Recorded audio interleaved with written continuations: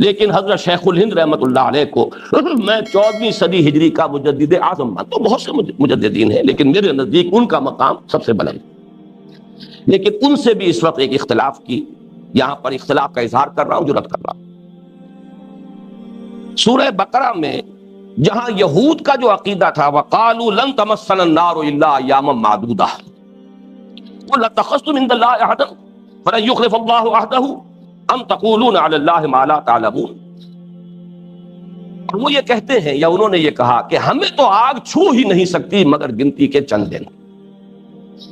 کہیے اے نبی ان سے فرمائیے کیا تم نے اللہ سے کوئی عہد لے رکھا ہے اس کی بنا پر تمہیں یہ یقین ہے کہ اللہ اپنے اس عہد کی خلاف ورزی نہیں کرے گا، یا تم اللہ کی طرف وہ بات منسوب کر رہے ہو جس کے لیے تمہارے پاس کوئی علم نہیں، کوئی بنیاد نہیں. اس کے بعد عظیم آیت آئی ہے بلا من کسب سیئۃ واحاطت بہ خطیئتہ فاولئک اصحاب النار هم فیہا خالدون.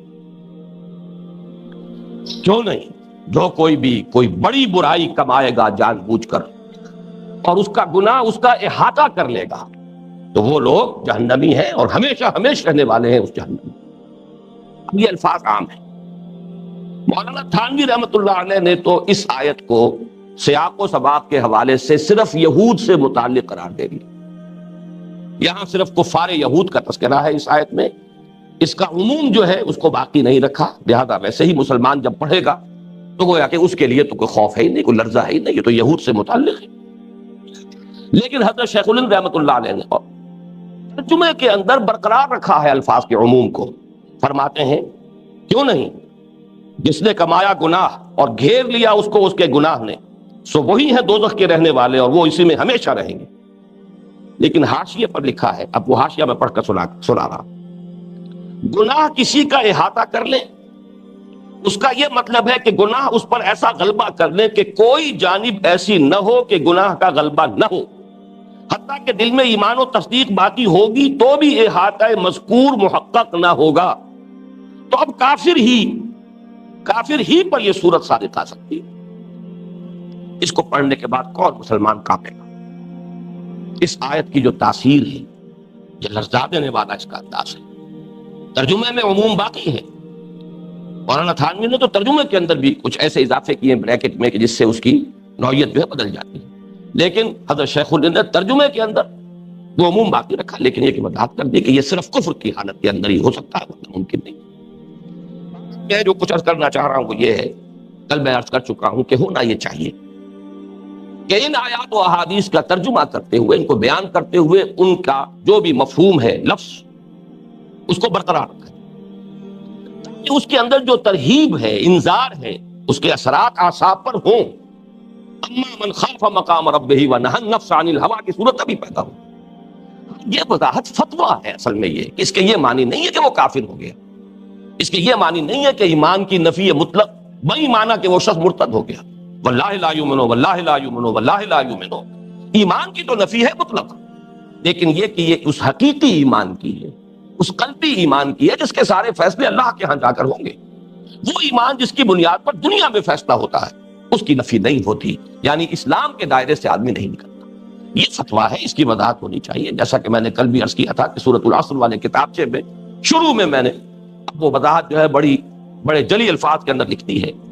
اس وضاحت کے بعد کیا ہوگا، بین الخوف والرجاء ایک پوزیشن پیدا ہو جائے گی جو مطلوب ہے. ایک طرف دل کانپتا بھی ہے، پتہ نہیں دل کے ایمان کا کیا حال ہے، پتہ نہیں اللہ کے ہاں وہ ایمان جو ہے وہ تسلیم ہوگا نہیں ہوگا.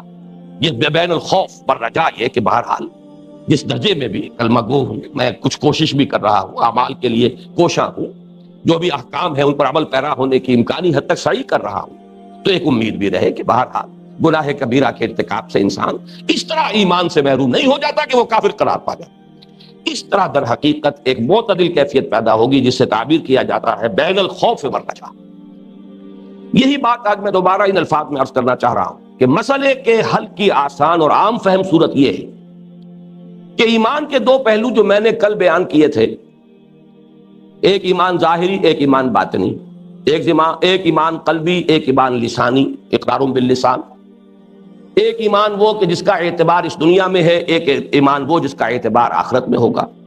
اس کے لیے مستقل اصطلاحات جو ہیں وہ در حقیقت ایمان اور اسلام ان کو اختیار کیا۔ اس کی اہمیت اتنی ہے کہ حضرت جبرائیل علیہ السلام کو اللہ تعالیٰ نے خاص طور پر بھیجا، اور میں ذرا چاہتا ہوں آج اس حدیث کے بارے میں ایک روایت میں جو الفاظ آئے ہیں، یہ 3 سوال، اخبرنی عن الاسلام، اخبرنی عن الایمان، اخبرنی عن الاحسان، کل سورہ مائدہ کی ایک آیت کے حوالے سے میں ان کے درمیان جو باہمی ربط ہے وہ بیان کر چکا ہوں، لیکن آج میں یہ عرض کرنا چاہتا ہوں کہ ایک روایت میں الفاظ آئے ہیں حضرت عمر رضی اللہ تعالیٰ عنہ سے جو مروی ہے، ایک تو یہ کہ یہ عمدۃ القاری اور فتح الباری دونوں میں یہ لکھا ہے کہ یہ حضور کی عمر شریف کے آخری دور کا واقعہ ہے، انسانی شکل میں حضرت جبرائیل علیہ السلام کا آنا مجمع عام کے اندر، اور پھر آ کر آگے بڑھتے چلے جانا، مجمع کو چیرتے ہوئے پورا نقشہ کھینچ دیا حضرت عمر رضی اللہ تعالیٰ عنہ نے، جو روایت ہے مسلم شریف کی، اس میں جو روایت حضرت عبداللہ بن عمر سے ہے رضی اللہ تعالیٰ عنہما، اس میں الفاظ ہیں کہ بعد میں جب وہ حضرت جبرائیل چلے گئے، حضور نے فرمایا ھذا جبرائیل جاءکم لیعلمکم دینکم ما اتانی فی سورۃ الا عرفتہ غیر ھذہ السورہ، یہ جبرائیل تھے جو آئے تھے تمہیں تمہارا دین سکھانے کے لیے۔ اب آپ اندازہ کیجئے عمر شریف کا آخری حصہ ہے، قرآن کا اکثر و بیشتر نازل ہو چکا ہے، لیکن کہیں کوئی ضرورت ہے کہ آئے تھے تمہیں تمہارا دین سکھانے کے لیے، اور آپ نے فرمایا کہ جب بھی کبھی انسانی شکل میں جبرائیل آئے ہیں میں نے ہمیشہ پہچان لیا، سوائے اس مرتبہ کے کہ میں بھی نہیں پہچان سکا کہ یہ جبرائیل ہے۔ اسی میں اضافہ ایک روایت میں ہے، ایک طریق میں، اراد ان تعلموا اذ لم تسألوا، اللہ نے یہ چاہا یا جبرائیل نے یہ چاہا کہ تمہیں علم حاصل ہو جبکہ تم خود سوال نہیں کر رہے ہو۔ معلوم ہوا کہ کوئی بات تھی ایسی، اصل میں یہ مسئلہ ایمان کا مسئلہ اور اسلام کا مسئلہ اتنا اہم ہے، اتنا بنیادی ہے کہ جس کے لیے وضاحت اللہ تعالیٰ نے بالخصوص کس طور سے کی ہے حضرت جبرائیل علیہ السلام کو انسانی شکل میں بھیج کر، اور ایک اجتماع عام میں سوال کر کے اخبرنی عن الاسلام حضور نے جواب دیا، اور اس میں صرف شہادت کا ذکر ہے ایمان میں سے، شہادت اللہ الہ الا اللہ وان محمد رسول اللہ واقام الصلاۃ وایتاء الزکاۃ وصوم رمضان وحج البیت۔ ایمان کیا ہے؟ ان تؤمن باللہ وملائکتہ وکتبہ، یہاں لفظ ایمان ہے۔ پھر یہ کہ اخبرنی عن الاحسان ان تعبد اللہ، اور جیسا کہ میں عرض کر چکا ہوں ایک روایت میں ہے ان تخش اللہ، ایک روایت میں ان تعمل للہ کانک تراہ فإن لم تکن تراہ فإنہ یراک۔ تو یہ میں نے اس وقت چاہا کہ آپ کو اس کی اہمیت جو ہے اس کا اندازہ ہو جائے، اور یہ بات کہ اسے ام السنہ کیوں کہا گیا، یہ بڑا اہم بنیادی مسئلہ ہے۔ اس دنیا میں مسلمان کس کو سمجھا جائے؟ اسلام کی بنیاد تو ایمان ہے، لیکن اصل ایمان دل میں ہے، وہ ویریفائبل نہیں ہے، اسے ہم دیکھ نہیں سکتے، اس کے بارے میں نفیاً یا اثباتاً کوئی حکم نہیں لگا سکتے، کوئی مفتی نہیں لگا سکتا، کوئی قاضی نہیں لگا سکتا۔ اصولاً بات کہی جا سکتی ہے یہ بات ایمان کے منافی ہے، یہ بات ایمان کی نفی کرتی ہے، لیکن کسی فرد معین کے اوپر حکم لگانا کہ اس میں ایمان نہیں ہے، یا مثبت طور پر کسی کو سرٹیفکیٹ دے دینا کہ اس میں ایمان ہے، یہ در حقیقت اس دنیا کا کام ہے۔ یہ فیصلے اللہ کے ہاں۔ اصل میں اس ایمان اور اسلام کے فرق کو اگر ہم اپنے سامنے رکھیں اور معاملہ اور گفتگو اس کے اندر بھی اس فرق کو مربوط رکھیں، اسلام ہے، ایمان، اسلام کا دار و مدار اس دنیا سے ہے، ایمان پر سارا دار و مدار آخرت کا۔ یہاں والا اسلام جو ہے اس کا قانونی ایمان ہے جس کا تعلق اقرار باللسان سے ہے، وہ ایمان حقیقی ایمان ہے جس کا تعلق تصدیق بالقلب سے ہے۔ یہ چیزیں اگر سوادے رہیں تو پھر کوئی بھی ان چیزوں کے اندر اشکال نہیں ہوگا۔ اب یہ کہ ایمان اور اسلام کے بارے میں جیسا کہ کل ایک سوال بھی کیا گیا تھا کہ بعض جگہوں پر تو صرف اسلام کا تذکرہ بھی اس شان کے ساتھ ہوا ہے، اس آن بان کے ساتھ ہوا ہے کہ رشک آئے گا۔ حضرت ابراہیم حضرت اسماعیل دونوں دعا کر رہے ہیں، ربنا وجعلنا مسلمین لک ومن ذریتنا امۃ مسلمۃ لک، اور ظاہر بات ہے یہ کب دعا کر رہے ہیں؟ جبکہ خانہ کعبہ کی تعمیر کر رہے ہیں باپ بیٹا۔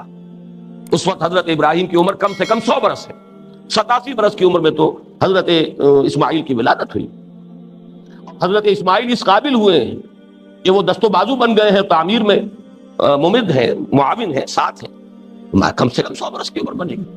اس وقت بھی وہ دعا کر، پھر یہ کہ اذ قال له ربه اسلم قال اسلمت لرب العالمین۔ تو اصل میں یہ جان لیجیے کہ قرآن اور حدیث میں بالعموم اسلام اور ایمان کے الفاظ مترادفات کی حیثیت سے آئے۔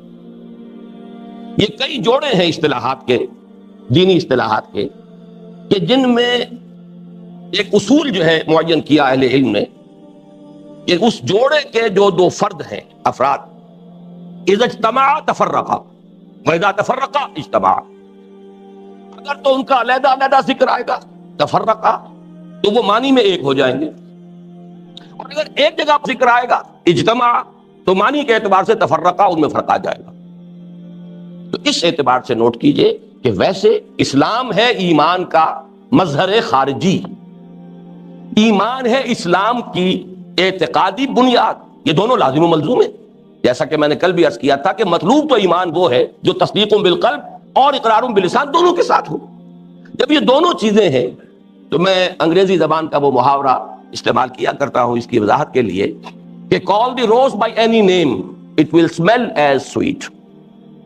آپ پھول جو ہے گلاب کا اسے کوئی نام دے دیں اس کی خوشبو تو وہی رہے گی.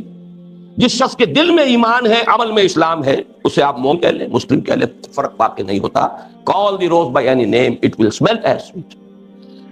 یہ کہ جہاں وہ مجتمع ہو گئے ہوں ایک دوسرے کے تقابل میں آ رہے ہوں وہاں مفہوم معین کرنا پڑے گا کہ اب یہاں پر ان کے مابین کیا فرق و تفاوت. اس اعتبار سے اہم ترین آیت قرآن مجید کی سورہ حجرات کی آیت نمبر 14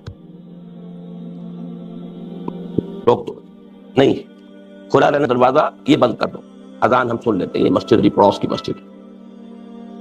تو آمنا یہ بدو کہتے ہیں ہم ایمان لے آئے. قل اے نبی فرما دیجئے صلی اللہ علیہ وسلم لم تؤمنوا تم ایمان نہیں لائے ہو ولیکن قولوا اسلمنا بلکہ یوں کہو کہ ہم اسلام لے آئے ہیں یا ہم نے اطاعت قبول کر لی. ولما يدخل الایمان فی قلوبکم اور ابھی تک ایمان تمہارے دلوں میں داخل نہیں ہوا. میں نے عرض کیا یہ اہم ترین مقام ہے قرآن میں. اسلام کا اس بات ایمان کی نفی نہایت موقت لم تؤمنوا تم ایمان نہیں لائے ہو اور لما يدخل الایمان فی قلوبکم ابھی تک ایمان تمہارے دلوں میں داخل نہیں ہوا. البتہ آگے فرمایا فَإِن تُطِيعُوا اللَّهَ وَرَسُولَهُ لَا يَلِدْكُم مِّنْ أَعْمَالِكُمْ شَيْئًا اگر تم اللہ اور اس کے رسول کی اطاعت کرتے رہو گے اللہ تمہارے اعمال میں سے کچھ کم نہیں کرے گا. ان اللہ غفور الرحیم یقینا اللہ غفور الرحیم. پہلی بات یہ نوٹ کیجئے کہ اس آیہ مبارکہ میں اس سوال کے جواب میں کہ یہ اعراب کون تھے ایک بنیادی اختلاف ہے. امام بخاری رحمہ اللہ اور بہت سے مفسرین کا یہ قول ہے کہ یہ منافقین کا تذکرہ.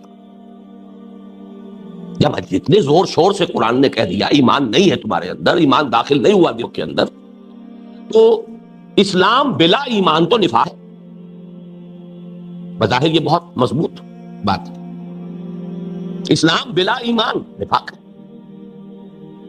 یہ اتنی مضبوط بات ہے کہ امام بخاری اس پر جازم ہے پورے جزم کے ساتھ یہ رائے رکھتے ہیں اور بھی بہت سے تابعین میں سے بھی پھر یہ کہ بہت سے مفسرین کی رائے یہ.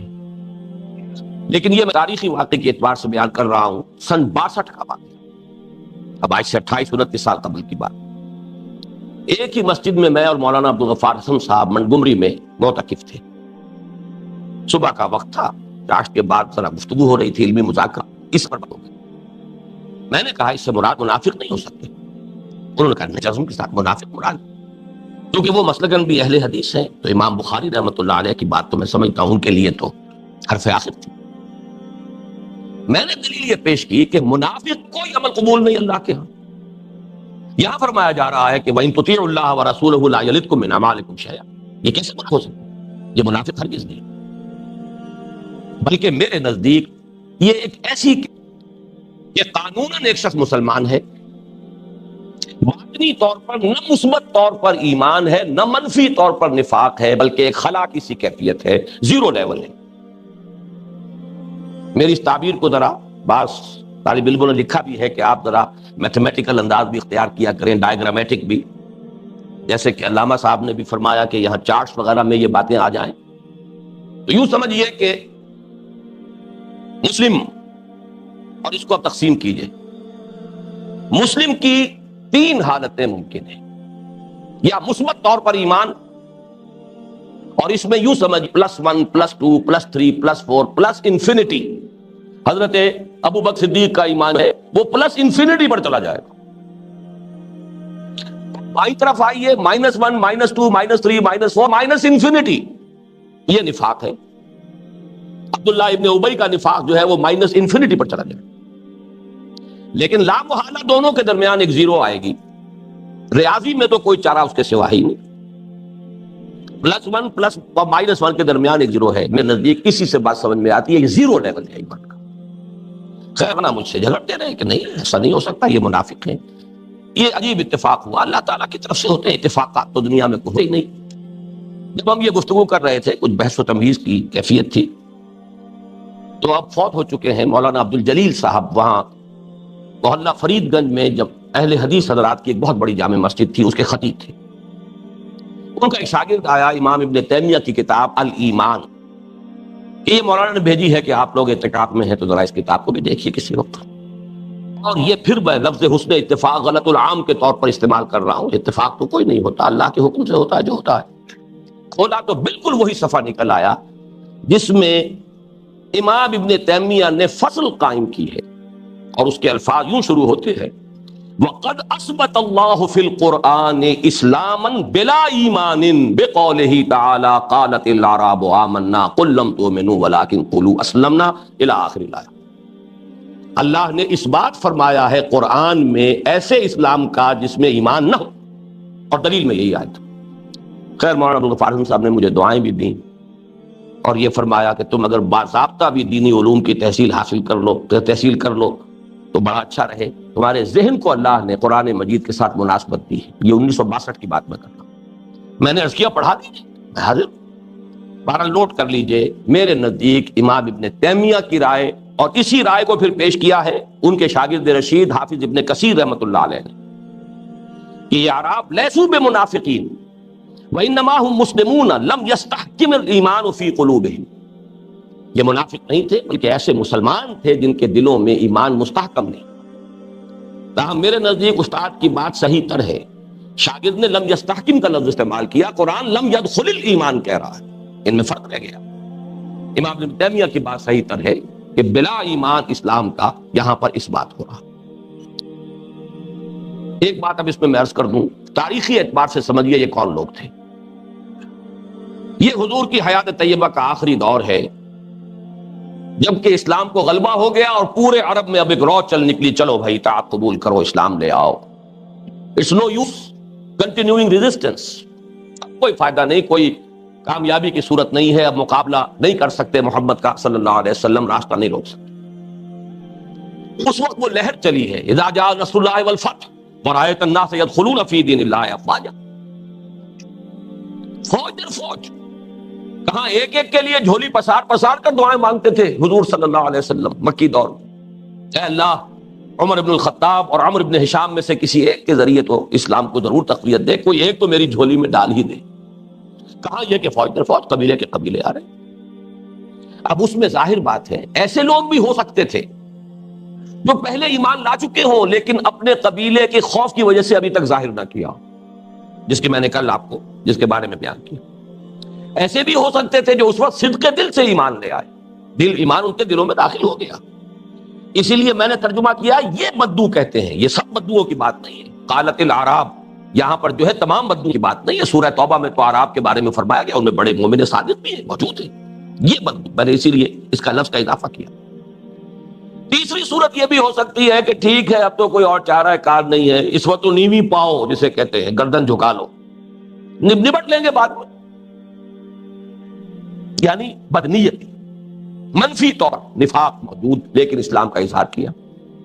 ایک چوتھی کیفیت یہ ہے کہ کوئی ایسی بات نہیں، نہ مثبت ایمان ملا ہے، نہ منفی طور پر کوئی بدنیتی ہے، کوئی دھوکہ دینے کا ارادہ ہے، بلکہ ٹھیک ہے سب لوگ چل رہے ہیں، چلیں ابھی چلیں۔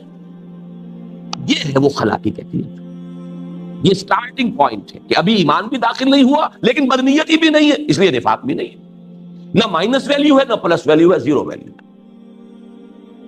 اب اس کیفیت میں جو فرمایا کہ اگر تم اطاعت کرتے رہو گے اللہ کے اور اس کے رسول کی تو تمہارے عمل میں کوئی کمی نہیں کرے گا، یہ ایک بہت بڑی بشارت ہے ہمارے لیے، بہت بڑی خوشخبری۔ کیوں کہ ہم اگر اپنے ایمان کا جائزہ لیں تو ہمارا حال اکثر و بیشتر وہی ہے۔ اس وقت تو ایمان کی ایک رو چلی تھی، اب ایمان کی ایک وراثتاً سلسلہ جو ہے منتقل ہو رہا ہے، نسل بعد نسل۔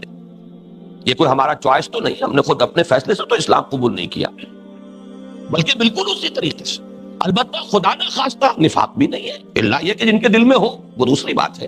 اکثر و بیشتر لوگ منافق بھی نہیں، مومن بھی نہیں ہے، منافق بھی نہیں، لیکن اس حال میں بھی اگر اطاعت کرتے رہیں گے تو اللہ تعالیٰ اطاعت کو قبول فرما لے گا۔ بہت بڑی بشارت ہے، اور چونکہ یہ اصولی اعتبار سے ایک رعایت ہے، کنسیشن ہے۔ قانون تو یہ ہونا چاہیے کہ ایمان کے بغیر کوئی اطاعت قبول نہ ہو، لیکن یہاں اللہ تعالیٰ نے رعایت کی ہے، اس لیے آیت کو ختم کیا ان اللہ غفور الرحیم، اللہ غفور اور رحیم ہے۔ یہ اس کی شان غفاری کا سطح ہے، یہ اس کی شان رحیمی کے طفیل تمہارے ساتھ رعایت کی جا رہی ہے کہ اگرچہ ایمان تمہارے دلوں میں ابھی داخل نہیں ہوا، لیکن کہ اگر اطاعت کرتے رہو گے تو اللہ تعالیٰ تمہاری اطاعت کو قبول فرما لے۔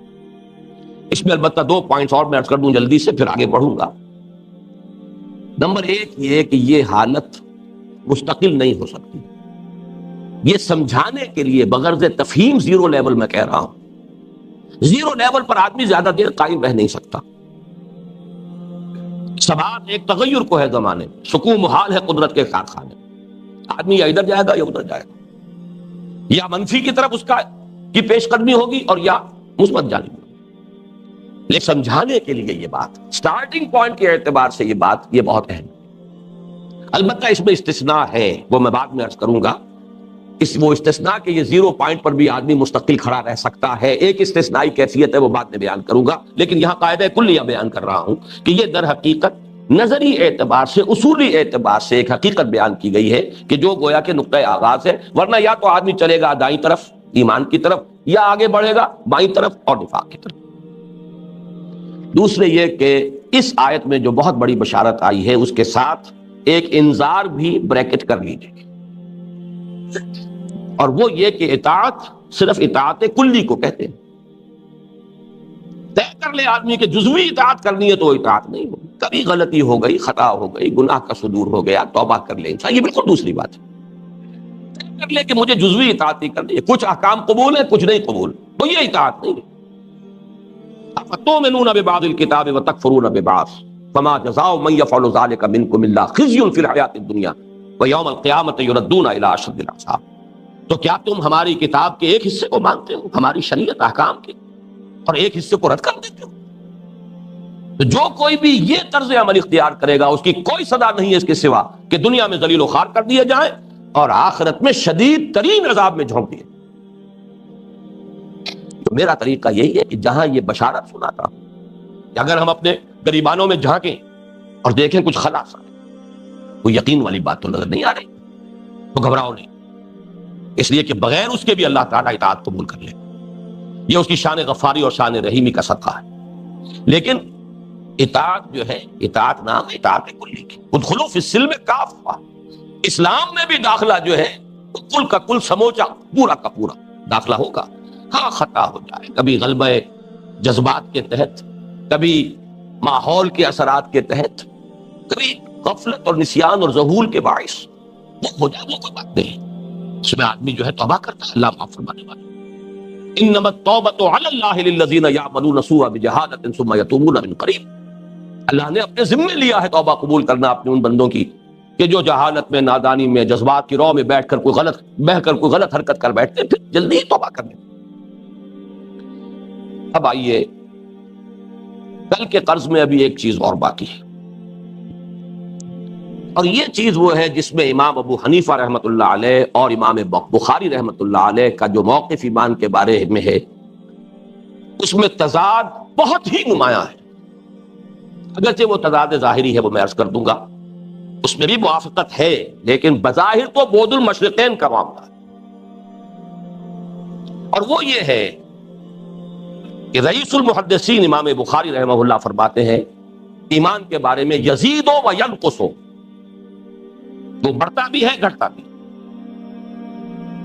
اور سید الفقہاء امام ابو حنیفہ رحمہ اللہ فرماتے ہیں لا یزید ولا ینقص، نہ کم ہوتا ہے نہ بڑھتا۔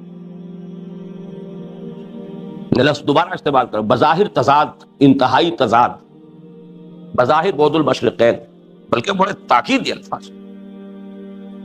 اب اس اشکال کا حل کیا ہے؟ اس میں سب سے پہلے تو میں امام بخاری کے موقف میں جو تائید ہے اس کی، چند آیات آپ کو سنا رہا ہوں۔ قرآن سے ثابت ہے ایمان کا اضافہ۔ سورہ آل عمران کی آیت نمبر 173، جب لوگوں سے، اہل ایمان سے کہا گیا کہ ان الناس قد جمعوا لکم، بڑی جمعیت آ گئی ہے تمہارے خلاف، بہت سے لوگ جمع ہو کر آ گئے ہیں، بڑا لشکر آ گیا ہے، فخشوہم، تو ڈرو ان سے، زادہم فزادہم ایمانا، ان کے ایمان میں اور اضافہ۔ سورہ انفال میں فرمایا وَإِذَا تُلِيَتْ عَلَيْهِمْ آيَاتُهُ زَادَتْهُمْ ایمانا، جب انہیں اللہ کی آیات پڑھ کر سنائی جاتی ہیں ان کے ایمان میں اضافہ ہو جاتا ہے۔ سورہ احزاب میں فرمایا وَلَمَّا رَأَى الْمُؤْمِنُونَ الْأَحْزَابَ قَالُوا هَذَا مَا وَعَدَنَا اللَّهُ وَرَسُولُهُ وَصَدَقَ اللَّهُ وَرَسُولُهُ وَمَا زَادَهُمْ إِلَّا إِيمَانًا وَتَسْلِيمًا۔ وہ 12,000 کا لشکر 3 اطراف سے جو گھیرے پڑا ہوا تھا مدینہ منورہ کو، اب محسوس ہوتا تھا کہ جیسے ایک دیا جل رہا ہے، اب بجھا کہ اب بجھا، نیا دیو سنبھل کے چلو، اس دیار میں امید کے چراغ جلائے ہوئے ہیں ہم، ایسا جھکا 12,000 کا لشکر۔ لیکن یہ کہ اہل ایمان، منافقین کا نفاق ظاہر ہو گیا، انہوں نے صاف کہا ہمیں جھوٹے اور وعدے کیے گئے، ہم سے سب باغ دکھائے گئے، ما وعدنا اللہ ورسولہ الا غرورا، جو وعدے بھی کیے اللہ نے اور اس کے رسول نے وہ دھوکہ ثابت ہوئے۔ ہم سے کہا تھا کیسر و کسریٰ کے خزانے تمہارے قدموں میں آئیں گے، حال یہ ہے کہ ہم قضائے حاجت کے لیے نہیں نکل سکتے گھروں سے۔ منافقین کا نفاق ظاہر، لیکن اہل ایمان کا ولما رأى المؤمنون الاحزاب قالوا هذا ما وعدنا الله ورسوله وصدق الله ورسوله وما زادهم الا ایمانا وتسلیما۔ ان میں تو اضافہ ہوا ایمان میں اور اسلام اور تسلیم اور سپردگی، سپردم میں تو مایا خیشہ۔ سورہ توبہ میں فرمایا وَإِذَا مَا أُنزِلَتْ سُورَةٌ فَمِنْهُم مَّن يَقُولُ أَيُّكُمْ زَادَتْهُ هَٰذِهِ إِيمَانًا فَالَّذِينَ آمَنُوا فَزَادَتْهُمْ إِيمَانًا وَهُمْ يَسْتَبْشِرُونَ وَأَمَّا الَّذِينَ فِي قُلُوبِهِم مَّرَضٌ فَزَادَتْهُمْ رِجْسًا إِلَىٰ رِجْسِهِمْ وَمَاتُوا وَهُمْ كَافِرُونَ۔ یہ منافقین جو ہے استہزاء کیا کرتے تھے جب کوئی نئی صورت، نئی آیات نازل ہوتی تھی، حضور وہی سناتے تھے کہ یہ تازہ وہی آئی ہے، تو استہزاء کہتے تھے منافق بھئی کس کس کے ایمان میں اضافہ ہوا؟ اس کا جواب دیا جائے جو تو واقعی صاحب ایمان ہے ان کے ایمان میں تو لازماً اضافہ ہوتا ہے، جو بھی نئی وحی آتی ہے اس کے ذریعے سے۔ البتہ جن کے دلوں میں روگ ہے تو قرآن کی نئی آیات کے نزول سے بھی ان کے رجس، ان کی گندگی ہی میں اضافہ ہوتا ہے، اس لیے کہ قرآن کی شان یہ ہے یضل بہ کثیرا ویہدی بہ کثیرا۔ ایک طرف تو یہ آیات ہیں جو ثابت کر رہی ہیں کہ ایمان بڑھتا ہے، کمی کے لیے احادیث نبویہ نہایت صراحت سے گناہوں سے دل سیاہ ہو جاتا ہے۔ دل ہی تو ہے نا ایمان کا جو مسکن کہہ لیں، وہ طاق کمشکات فیہا مصباح المصباح فی زجاجہ، وہ کہاں ہے؟ یہ تو سینہ ہے، اسی میں تو دل ہے، اسی دل میں ایمان ہے۔ ایک گناہ کیا داغ پڑ گیا، توبہ کی تو دھل گیا، توبہ نہیں کی پھر گناہ کیا پھر داغ، پھر گناہ کیا پھر داغ، یہاں تک کہ سیاہ ہو گیا دل۔ اور حضور نے اپنی مٹھی بند کر کے فرمایا پھر دل اس طرح بند ہو جاتا جس پر کہ پھر مہر کر دی، ختم اللہ علی قلوبہم وطبع اللہ علیہم، حدیث سے ثابت ہے۔ اور ایک عام اصول بھی علماء کا المعاصی برید الکفر، معصیت جو ہے تو کفر ہی کی ڈاک ہے، معصیت سے کفر کے پیغامات ہوائیں آنی شروع ہو جاتی ہیں، جب مسلسل آتے جائیں گے تو کفر کا جو ہے ایمان کا زوال ہو جائے گا، ایمان زائل ہو جائے گا اور کفر ڈیر لگا دے گا۔ اس کا علاج صرف ایک ہے، نوٹ کر لیجئے، اور یہاں واقعہ یہ ہے مجھ پر امام ابو حنیفہ رحمۃ اللہ علیہ کی جو عصمت ہے وہ اصلاً یہاں منکشف ہوئی ایمان کے بارے میں۔ اس کی وجہ کیا؟ میں بار بار جو کہہ رہا ہوں، سید الفقہاء، دل کی گہرائی سے کہہ رہا ہوں، میرا یہ اذعان ہے کہ جس قدر اللہ نے قانون اور دستور کا سینس دیا تھا حضرت امام ابو حنیفہ رحمۃ اللہ علیہ کو، وہ میرے ان کی حد تک کسی دوسرے شخص میں قانون دستور اس کا ایک خاص سینس ہوتا ہے، اس کی ایک خاص سمجھ ہوتی ہے، چونکہ وہ فقیہ ہیں، ان کی نگاہ ہر وقت معاملات کے قانونی پہلو پر ہے۔ قانونی پہلو جو ہے ایمان یعنی اسلام، وہ یقیناً جامد ہے، نہ گھٹتا ہے نہ بڑھتا ہے، اس لیے کہ اس اسلام کے ذریعے سے در حقیقت انسان کو اسلامی معاشرے یا اسلامی ریاست میں ایک لیگل اور کانسٹیٹیوشنل سٹیٹس حاصل ہوتا، اس کے حقوق ہیں، مسلمان کی حیثیت سے معاشرے کے اندر اس کے حقوق ہیں، اسلامی ریاست میں اس کے حقوق ہیں، ان میں تمام مسلمان برابر ہیں، قانونی سطح پر تمام مسلمان برابر ہیں، قانونی سطح پر اسلام بالکل مساوی،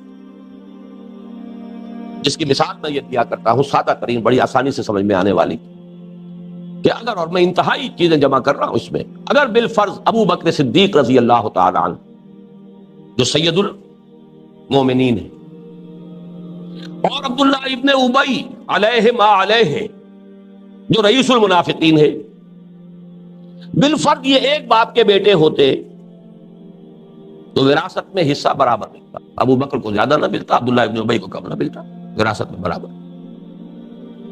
بڑے سے بڑا متقی ہو ایک بھائی اور دوسرا جو ہے فاسق و فاجر ہے مسلمان، وراثت میں دونوں کا حصہ برابر۔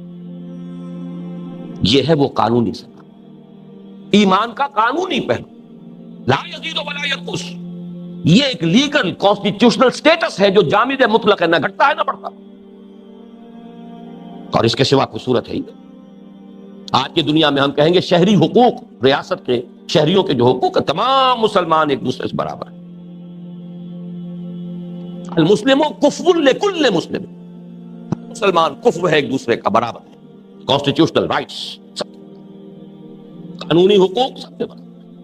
یعنی ایمان کا قانونی پہلو جسے ہم اسلام سے تعبیر کر رہے ہیں، اس سطح پر سب مسلمان برابر ہیں، لیکن وہ حقیقی ایمان جو اندر ہے، کون کہہ سکتا ہے کہ وہ نہ گھٹتا ہے نہ بڑھتا ہے؟ قرآن مجید کی ان سری آیات کے ہوتے ہوئے وہ ایمان تو گھٹتا بھی ہے بڑھتا بھی ہے۔ ہر شخص کا ذاتی تجربہ، قرآن پڑھیے، ذکر کیجئے، اہل یقین کی صحبت میں بیٹھیے، آپ کو خود محسوس ہوگا کہ اندر کوئی چیز بڑھ رہی ہے۔ غافلوں کی صحبت میں بیٹھیے، ٹھٹھے لگائیے، ہوش گوئی کیجئے، خود محسوس ہوگا کہ جو کچھ تھا یہاں پر وہ بھی پگھل رہا ہے، جا رہا ہے، کمی ہو رہی ہے، کچھ تھا اگر تو وہ بھی جا رہا ہے، ہر شخص کا تجربہ۔ یہاں میں نے دفعہ عرض کیا اسلام اور ایمان، یا یوں کیجئے ایمان دو حصے، قانونی ایمان اقرار باللسان اس کی بنیاد ہے، شہادتین، نطق بالشہادتین، اسی کا دوسرا نام اسلام ہے، اور یہ اسلام، یہ ایمان قانونی لا یزید ولا ینقص، اس میں عمل علیحدہ ہے، عمل جداگانہ اینٹیٹی ہے، اس ایمان کا جز نہیں ہے عمل، اور یہ ایمان نہ گھٹتا ہے نہ بڑھتا ہے۔ ادھر حقیقی ایمان لائیے، اس کی بنیاد تصدیق بالقلب ہے، وہ یقین قلبی سے عبارت ہے، اس سطح پر عمل اس کا جز بن جاتا ہے، دونوں مل کر ایک آرگینک ہول، ایک حیاتیاتی اکائی بن جاتے ہیں، اور یہ ایمان گھٹتا بھی ہے بڑھتا بھی۔ یہ موقف ہے امام بخاری کا، الایمان قول وعمل ویزید وینقص، اور وہاں گفتگو کر رہے ہیں امام ابو حنیفہ، چونکہ فقیہ، معاملات کے قانونی پہلوؤں پر ان کی اصل نگاہ کا اور توجہ کا ارتکاز ہے، لہذا وہ گفتگو اس کے بارے میں کہہ رہے ہیں، اور میں یہ عرض کر رہا ہوں دونوں 100% درست ہیں، امام بخاری بھی اور امام ابو حنیفہ بھی، تضاد ظاہری بعد المشرقین والا، اور 100% دونوں درست، لیکن کس توجیہ کے اعتبار سے کہ ایک بات کر رہا ہے قانونی ایمان یا اسلام کی، دوسرا بات کر رہا ہے حقیقی ایمان یا یقین قلبی کی، ان دونوں کے معاملات ایک دوسرے سے جدا ہیں۔ میں نے ایمان اور عمل کے موضوع پر جو کچھ مجھے عرض کرنا تھا، اللہ کے فضل و کرم سے اس کی تکمیل کر لی۔ اب آج کے دو موضوعات ہیں، اور مجھے شدید احساس ہے کہ وقت ہمارے پاس بہت کم ہے، دیکھیے ان میں سے ایک کور کر سکیں تو ایک کو پھر کل اس کو عرض رکھنا ہوگا۔ پہلا ہے ایمان اور جہاد۔ سورہ حجرات کی ہم نے آیت نمبر 14 پڑھی، اب نمبر 15 پہ آ جائیے، اور یہ اس اعتبار سے اہم ترین ہے کہ اسلام اور ایمان کو علیحدہ کرنے کے بعد اب اس میں ایمان کو ڈیفائن کیا جا رہا ہے۔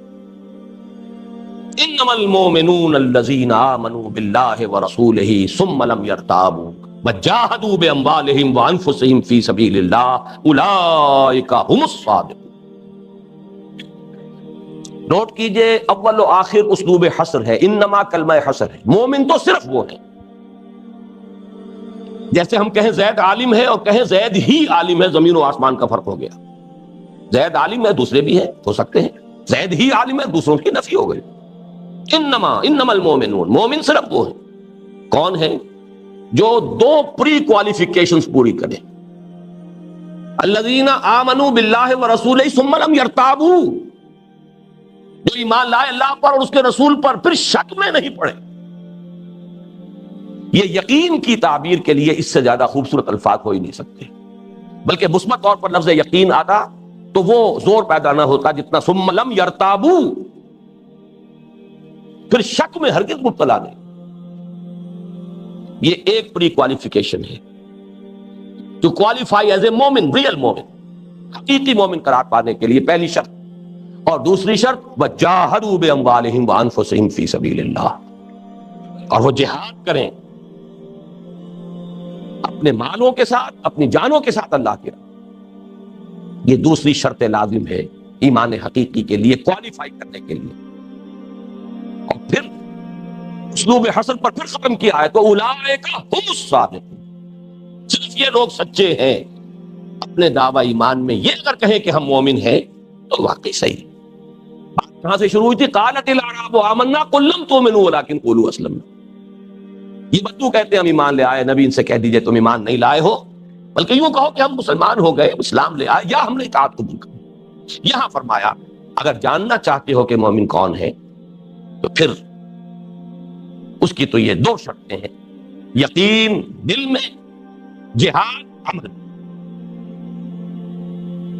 میں نے جیسا کہ کل بھی عرض کیا تھا کہ یہاں تو جیسے پرکار بند ہوتی ہے اس طریقے سے یہاں پر ان دو چیزوں کو ایک آیت میں جمع کر لیا گیا، لیکن سورہ انفال میں یہ پرکار کھول دی گئی. عجیب ہے یہ، میں بھی واقعہ یہ ہے کہ کسی وقت حیران ہو جاتا ہوں کہ ایک میتھمیٹیکل پیٹرن بھی ہے قرآن کا. سورہ انفال کی پہلی آیت بھی احکام سے متعلق ہے، آخری آیت بھی احکام سے متعلق ہے. دوسری آیت سے شروع ہوتا ہے انما المؤمنون الذین اذا ذکر اللہ وجلت قلوبہم واذا تلیت علیہم زادتہم ایمانا وعلی ربہم یتوکلون. اور آگے چل کے فرماتے ہیں اولئک ھم المؤمنون حقا، یہ ہے سچے مومن، حقیقی مومن. اور لاسٹ بٹ ون، آخر سے جو پہلی ایک آیت پہلے ہے والذین آمنوا وہاجروا وجاہدوا فی سبیل اللہ والذین آووا ونصروا اولئک ھم المؤمنون حقا. اور دونوں جگہ لہم مغفرۃ ورزق کریم. پرکار کی مثال بہترین ہے، بند ہے، دونوں سرے جڑے ہوئے ہیں. انما المؤمنون الذین آمنوا باللہ ورسولہ ثم لم یرتابوا وجاہدوا باموالہم وانفسہم فی سبیل اللہ اولئک ھم الصادقون. پرکار کھل گئی ہے. ایک وہاں شروع کے سورہ انفال کے شروع میں ایک سرا، دوسرا سرا سورہ انفال کے آخر. اس سے جو نتیجہ میں نکال رہا ہوں وہ یہ ہے کہ جہاد ایمان کا رکن لازم. یہ بھی تعبیر کہیں کی جا سکتی ہے کہ جہاد ایمان کا لازمی نتیجہ ہے. اگر ایمان حقیقی ہے جہاد لازماً ہوگا. اس لیے کہ یہ آیت جو ہے سیاق و سباق میں اسلام اور ایمان کے فرق سے آئی. نمبر ایک، آخر اور شروع میں اسلوب حصر ہے. اس اعتبار سے ہم کہہ سکتے ہیں یہ جامع و مانع تعریف ہے، اور اس نے کلیئر کر دیا. اسی کی مزید توضیح ہے یا ایھا الذین آمنوا ھل ادلکم علی تجارۃ تنجیکم من عذاب علیم. اہل ایمان، کیا تمہیں وہ تجارت بتائی جائے جو عذاب علیم سے چھٹکارا دلا دے؟ اب عذاب علیم سے چھٹکارا پانا، جو یوں سمجھیے کہ یہ لیول وہ ہے، ابھی جنتوں کا وعدہ جو ہے وہ تو بعد میں آئے گا. سوال یہ عذاب سے بھی چھٹکارا پانا چاہتے ہو تو تمہیں دو شرطیں پوری کرنی پڑیں گی. تو جا تؤمنون باللہ ورسولہ وتجاہدون فی سبیل اللہ باموالکم وانفسکم. ایمان اللہ پر اور اس کے رسول پر جیسے کہ ایمان کا حق ہے، اور جہاد اللہ کی راہ میں اور اس میں کھپانا اپنے مال بھی اور اپنی جانیں. ذالکم خیر لکم ان کنتم تعلمون، یہی تمہارے لیے بہتر ہے اگر تم سمجھو. اب اس مفہوم کو بھی مزید اجاگر کرنے کے لیے میں جرات کر رہا ہوں، جسارت کر رہا ہوں ایک اصطلاح وضع کرنے. مانا جاتا ہے کہ حق حاصل ہے اہل علم کو، میں اہل علم میں سے نہیں ہوں، لیکن بہرحال حق استعمال کر رہا ہوں. دیکھیے اسلام کے ارکان 5 ہیں. یوں ہاتھ سمجھیے میرا، شہادت، کلمہ شہادت، نماز، روزہ، حج. ایمان میں، اور ایمان سب مانتے ہیں کہ خاص ہے، اسلام عام ہے. ایمان میں دو چیزیں اور ایڈ ہو جائیں گی اس شہادت سے بھی ادھر، یہ ہے یقین قلبی، اور ان چار اعمال کے بعد ادھر اضافہ جہاد فی سبیل اللہ۔ تو اسلام کے ارکان 5، ایمان کے ارکان 7، اس لیے کہ ایمان میں اسلام تو شامل ہے۔ بنی الاسلام علی 5، شہادت اللہ الہ الا اللہ وان محمد رسول اللہ واقام الصلاۃ وایتاء الزکوٰۃ وصوم رمضان وحج البیت من استطاع الیہ سبیلا۔ ایمان بلند منزل ہے، یہ چیزیں نفی نہیں ہو جائیں گی، دو چیزوں کا اضافہ کیجئے، ادھر شہادت کے ساتھ یقین قلبی، ادھر جہاد۔ اور اس کے لیے آج جب میں سوچ رہا تھا، کچھ تحقیق بھی میں نے کی، یہ رینبو کلرز جو ہوتے ہیں، شعاع جو ہوتی ہے نور کی، رے آف لائٹ، اس میں 7 رنگ ملے ہوئے ہوتے ہیں، پرزم میں سے گزارے تو اسپیکٹرم بنتا ہے 7 رنگوں کا، لیکن یہ 7 رنگ جو ہے یہ تو ویزیبل ہیں، 2 اور ہیں، ایک طرف انفرا ریڈ ہے اور ایک طرف الٹرا وائلٹ ہے، یہ 2 اور ہیں اضافی۔ 7 × 2 9، یہاں یہ سمجھیے کہ 5 ارکان اسلام، اور یہ ظاہر ہے، کلمہ شہادت اقرار باللسان، نماز روزہ حج زکات، 2 ہیں ادھر انفرا ریڈ سمجھیے، انفرا ریڈ یا الٹرا وائلٹ، یہ ہے یقین قلبی، اور اس کو انفرا ریڈ کہہ رہا ہوں، ریڈ اس لیے کہ جہاد ہے، اس میں تو خون کا مسئلہ بھی آئے گا، وہ ہے ادھر۔ تو یہ 7 ارکان بنیں گے ایمان حقیقی کے، جبکہ اسلام کے صرف 5۔ اس میں بعض لوگوں نے، اور ان میں بڑی بڑی شخصیتیں بھی شامل ہیں، میں نام نہیں لینا چاہتا، اپنے جوش اور جذبے کے ہاتھوں کچھ مجبور ہو کر جہاد فی سبیل اللہ کو بھی اسلام کا رکن قرار دے دیا۔ میرے نزدیک یہ بہت بڑی غلطی، بہت بڑی جسارت۔ حدیث جبرائیل میں بھی اخبرنی عن الاسلام، وہی 5 باتیں ہیں، اور متفق علیہ روایت عبداللہ ابن عمر سے رضی اللہ تعالیٰ عنہ، بنی الاسلام علی 5، شہادت اللہ الہ الا اللہ وان محمد رسول اللہ واقام الصلاۃ وایتاء الزکوٰۃ وصوم رمضان وحج البیت من استطاع الیہ سبیلا، متفق علیہ۔ ان کے ہوتے ہوئے ارکان اسلام میں جہاد کا اضافہ کرنا میرے نزدیک گویا کہ حکمت نبوی سے اپنے آپ کو کچھ اور بالا تر ثابت کرنا، اللہ تعالیٰ اس سے بچائے۔ ہاں ایمان ہے، بالکل اللہ بات، انما المؤمنون الذین آمنوا باللہ ورسولہ ثم لم یرتابوا، یقین قلبی، وجاہدوا باموالہم وانفسہم فی سبیل اللہ، یہ جہاد فی سبیل اللہ۔ بہرحال جو نتیجہ نکالنا تھا وہ یہ، جہاد ایمان کی شرط لازم کہہ لیں، پری ریکویزٹ کہہ لیں، رکن کہہ لیں، باہم لازم و ملزوم، لیکن کون سا ایمان؟ قانونی ایمان نہیں۔ اب قانونی ایمان کے تو ہم گفتگو کریں گے نہیں، آج اس وقت سے وہ ختم ہو گئی۔ اب جو بھی ہے، کل بھی گفتگو ہوگی، پرسوں بھی ہوگی، اور اب بھی جو ہونی ہے وہ حقیقی ایمان سے بحث ہے سارے۔ اس حقیقی ایمان کا رکن لازم ہے جہاد فی سبیل اللہ۔ اب اس کے بارے میں چند باتیں میں تیزی کے ساتھ عرض کر دوں۔ ان موضوعات پر 2 گھنٹے 4 گھنٹے کے میرے درس تقریریں موجود ہیں۔ اس وقت تو یوں سمجھیے کہ میں خلاصے بیان کر رہا ہوں۔ جہاد کے بارے میں 4 مغالطے ہیں جو مسلمانوں کو لاحق ہیں، ظلمات بعضها فوق بعض، مغالطے پر مغالطہ، گمراہی پر گمراہی۔ پہلا مغالطہ یہ کہ جہاد کے معنی جنگ ہے، جڑ ہی غلط۔ جہاد اور قتال 2 اصطلاحات ہیں قرآن کی، اگرچہ یہ بھی اسی طرح ہے، اذا اجتمع تفرقا واذا تفرقا اجتمع، لیکن یہ کہ ان کا ہر ایک کا اپنا علیحدہ مفہوم اور کنوٹیشن ہے۔ جہاد کے معنی کیا ہے وہ میں بعد میں عرض کروں گا، لیکن جہاد لازماً جنگ نہیں ہے، جبکہ ہمارے ذہنوں میں بیٹھا ہوا جہاد کے معنی جنگ۔ اب اس پر بناء فاسد علی الفاسد، جنگ تو ہر وقت نہیں ہوتی، لہذا جہاد تو محدود ہو گیا زندگیوں میں ہمارے۔ نمبر 3، جنگ تو فرض کفایہ ہے، جتنے آدمیوں کی ضرورت ہوتی تھی، اگر حضور فرماتے تھے 100 آدمی چاہیے، 100 نکل آئے، کہیں بھیجنا ہے کوئی دستہ، باقی سب کی طرف سے ساقط۔ 2000 چاہیے، 2000 آ گئے، باقی سب کی طرف سے فرض ساقط ہو گیا، سوائے غزوہ تبوک کے، اس میں نفیر عام تھی، باقی تو نفیر عام تھی۔ تو یہ تو فرض کفایہ، لہذا جہاد ہمارے ہاں وہ رکن تو کہاں رہتا ہے ایمان کا، وہ فرض بھی نہیں رہا، وہ فرض کفایہ، فرض عین بھی نہیں۔ نمبر 4، مسلمان جب جنگ کرے وہ جہاد فی سبیل اللہ ہے، انا للہ و انا الیہ راجعون۔ مسلمان ظالم ہو سکتا ہے، مسلمان فاسق ہو سکتا ہے، مسلمان صرف اپنے غلبے کے لیے، اپنے امپیریلزم کی توسیع کے لیے جنگ کر سکتا ہے، اسلام سے کوئی غرض اسے نہیں۔ وہ جہاد فی سبیل اللہ کیسے ہو جائے گا؟ وہ فساد فی سبیل اللہ۔ بہرحال فساد کہنا چاہیے، فساد فی سبیل اللہ نہیں کہنا چاہیے۔ حضور سے پوچھا گیا، ایک شخص جنگ کرتا ہے اپنی شجاعت کے اظہار کے لیے، ایک شخص جنگ کرتا ہے مال غنیمت کے لیے، ایک شخص جنگ کرتا ہے حمیت میں، کون ہے ان میں سے مجاہد فی سبیل اللہ؟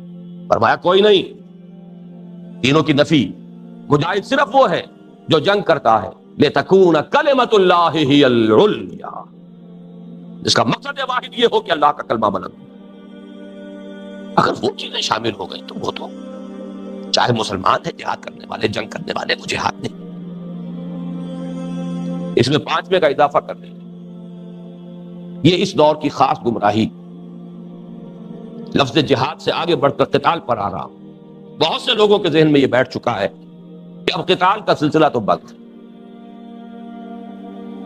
وہ غلام احمد قادیانی تو ایک انتہا پر گیا تھا کہ دی کے لیے حرام ہے اب دوستوں قتال، لیکن بہرحال وہ تو اب دائرہ اسلام سے خارج ہے، مسلمان اس کی بات سے تو کوئی تاثر نہیں لیں گے۔ لیکن بہت سے علماء کی طرف سے ایسی باتیں آتی رہی ہیں، کسی کا نام میں نہیں لینا چاہتا، کہ اب وہ دور گزر گیا، اب تو بس صرف دعوت اور تبلیغ کا دور ہے، صرف تعلیم اور تلقین کا دور ہے، اب وہ کام جو ہے وہ اس دور کی باتیں تھی۔ معاذ اللہ ثم معاذ اللہ۔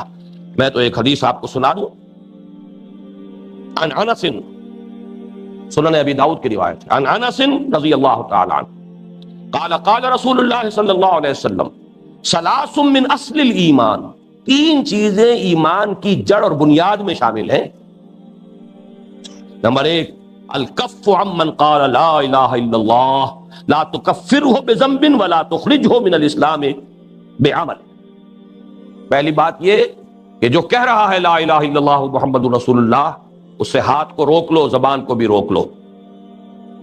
الکف، نہ اس کو اسلام سے خارج کرو کسی عمل کی وجہ سے، اور نہ کسی گناہ کی وجہ سے ان کی تکفیر کرو۔ یہ تو آ چکی بحث، آج ہی کی بحث میں متعلق بھی تھی۔ دوسرا، والجہاد ماض مذ بعثنی اللہ الی ان یقاتل آخر هذه الامہ الدجال لا یبطلہ جور جائر ولا عدل عادل۔ جہاد جاری رہے گا اس دن سے، جس دن سے کہ اللہ نے مجھے مبعوث کیا، اس وقت تک جبکہ اس امت کا آخری حصہ دجال سے قتال کرے گا۔ اور اس جہاد کو اور اس قتال کو، یہاں پہ ایک ہی جگہ قتال کا لفظ بھی آ گیا ہے اور جہاد بھی، اس کو نہ کسی ظالم کا ظلم ختم کر سکتا ہے اور نہ کسی عادل کا عدل ختم کر سکتا ہے۔ اگر مقصد یہی ہے کہ اللہ کے دین کو غالب کرنا ہے تو کوئی شخص ذاتی طور پر چاہے اپنی زندگی میں اس میں کوئی کوتاہیاں ہیں، مقصد یہ ہو جنگ کا، تو وہ جہاد فی سبیل اللہ رہے۔ اور تیسری چیز، والایمان بالاقدار، قدر، اقدار یا تقدیر پر ایمان، اس پر گفتگو کل ہوگی انشاءاللہ، یہ آج کا موضوع نہیں ہے۔ اب یہ لغوی بحث ایمان کی، ایمان کسے کہتے ہیں؟ جیسے میں نے ایمان کی نہیں، جہاد کی، ایمان کی بحث تو پرسوں کر چکے ہیں ہم، ثقیل بھی کچھ زیادہ ہی ہو گئی تھی، طویل بھی زیادہ ہی ہو گئی تھی۔ جہاد کا مادہ جوہد، جوہد کے معنی کوشش، ہر شخص جانتا۔ جوہد سے باب مفعلہ، مجاہدہ بھی اور جہاد بھی، جیسے قتل سے مقاتلہ بھی، قتال بھی، نفق سے منافقہ یعنی منافقت بھی اور نفاق بھی، بحث سے مباحثہ، شعر سے مشاعرہ۔ یہ جو باب مفعلہ ہے، اس کے 2 خواص بہت اہم ہیں اور بنیادی ہیں، اور دونوں کو ظاہر کرنے کے لیے بھی اسی وزن کے الفاظ، مبالغہ، کسی شے میں مبالغہ پیدا کرنے کے لیے شدت، تاکید، مقابلہ، مقابلہ بھی باب مفعلہ ہے، یعنی جوہد جو ہے یک طرفہ عمل ہے، آپ کوشش کر رہے ہیں، لیکن جب آپ کی کوشش کے راستے میں کسی اور کی کوشش آڑے آ گئی، اب جب کوشش سے مقابلہ کرے گی تو یہ مجاہدہ ہے یا جہاد ہے۔ قتل یک طرفہ عمل ہے، ایک شخص جا رہا ہے گولی مار دی، اس کے پاس تو نہ ہتھیار تھا نہ اسے خیال تھا، لیکن ادھر سے بھی ایک شخص آ گیا ہے قتل کرنے کے لیے دوسرے کو، وہ بھی اس کو قتل کرنے کے در پہ ہے۔ اب یہ مقاتلہ ہے یا قتال؟ یک طرفہ عمل، جب قتل کے لیے دونوں در پہ ہو تو مقاتلہ، یک طرفہ کوشش جہد، کوششوں کا مقابلہ، کوششوں کا ٹکراؤ، یہ جہاد یا جہاد۔ فارسی میں ہم ایک لفظ غلط العام کے طور پر استعمال کرتے ہیں، کشمکش۔ کشمکش کا اصل مفہوم اور ہے فارسی میں۔ فارسی میں آپ اس جہاد کے مفہوم کو ادا کریں گے کشاکش، رسہ کشی، ادھر سے وہ کھینچ رہے ادھر سے وہ کھینچ رہے۔ تو وہ شعر مجھے یاد آ گیا ہے، کشاکش خس دریا ہے دیدنی کوثر، الجھ رہے ہیں زمانے سے چند دیوانے۔ کشاکش انگریزی میں بھی عرض کر دوں، جوہد کیا ہے؟ To exert oneself, one's utmost for something، یہاں لفظ for آئے گا، preposition for آئے گا۔ To exert one's utmost for something، اور جہاد کا ترجمہ ہوگا to struggle for some cause against something۔ struggle میں against to struggle against heavy odds۔ تو جوہد اور جہاد میں یہ فرق۔ نوٹ کیجئے اس جہاد کے 3 مراحل ہیں جلی اور کچھ مراحل ہیں خفی۔ پہلا جہاد، جیسے ہی ایمان دل میں داخل ہو گیا، میں اس کو نقشہ کھینچ دینا چاہتا ہوں، یہ دل ہمارے جسم میں ہے، اس جسم میں کچھ حیوانی داعیات بھی ہیں، اینیمل انسٹنکٹس بھی ہیں، نفس امارہ بھی ہے، خواہشات بھی ہیں، شہوات بھی ہیں۔ اب کشمکش شروع ہو جائے گی، کشاکش۔ ایمان کا تقاضا کچھ اور ہے، اللہ کی بات مانو، نفس کہہ رہا نہیں میری بات مانو، مجھے یہ چیز پسند ہے، ایمان کہتا ہے یہ حرام، ایمان مجھے روکے ہے تو کھینچے ہے مجھے کفر، کعبہ میرے پیچھے ہے کلیسا میرے آگے۔ کشاکش اندر شروع ہو، یہ ہے سب سے اہم، سب سے بنیادی جہاد۔ ممکن نہیں ہے کہ دل میں ایمان آئے اور اندر یہ کشاکش شروع نہ ہو جائے، یا پھر وہ ایمان نہیں۔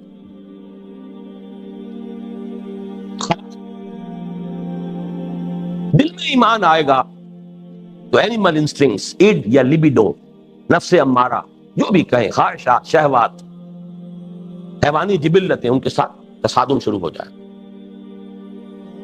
یا وہ ور ہوگا یا یہ ور ہوگا۔ یہ جہاد کی اولین منزل، اسی لیے اس کو کہا گیا اصل جہاد۔ المجاہد من جاہد نفسہ، اصل مجاہد تو وہ ہے جو اپنے نفس کے ساتھ جہاد کرے۔ پوچھا گیا ای الجہاد افضل یا رسول اللہ، اے اللہ کے رسول یہ بتائیے سب سے افضل جہاد کون سا ہے؟ فرمایا ان تجاہد نفسک فی طاعت اللہ، اپنے نفس کے ساتھ کے خلاف جہاد کرو، اللہ کا مطیع بنو۔ آگے چلیے، اب یہ اندر کی اگر بازی آپ نے سر کر لی، اب آپ کے وجود سے جہاد ماحول ہے، اس میں غلط نظریات ہیں، شرک ہے، الحاد ہے، مادہ پرستی ہے، شیطان کی دعوت ہے۔ وہ واقعی ایمان تھا اور ہے، اب کشمکش لازماً باہر شروع ہو جائے گی، اس کو آپ کہیں گے نظریاتی کشاکش۔ ممکن نہیں ہے کہ ایمان ہو اور آدمی ابطال باطل اور احقاق حق کے اندر اپنے آپ کو نہ لگا دے، اپنی جان اور مال کو کھپانا شروع نہ، ممکن نہیں۔ تصادم تو ہوگا، یہ نظریاتی تصادم، اور اس میں جہاد کی اب کیا صورت سامنے آئی؟ جان اور مال کا کھپانا، دعوت اور تبلیغ۔ اگلا مرحلہ ہے، خارج میں ایک نظام موجود ہے، سرمایہ دارانہ نظام ہے، جاگیردارانہ نظام ہے، کمیونزم کا نظام ہے، ظالمانہ نظام ہے، آمرانہ نظام ہے، اللہ کا قانون نہیں ہے، کسی اور کا قانون چل رہا ہے، اللہ کی حاکمیت نہیں ہے، اس کے خلاف بغاوت ہے، کسی اور کی حاکمیت کے اصول پر نظام چل رہا ہے۔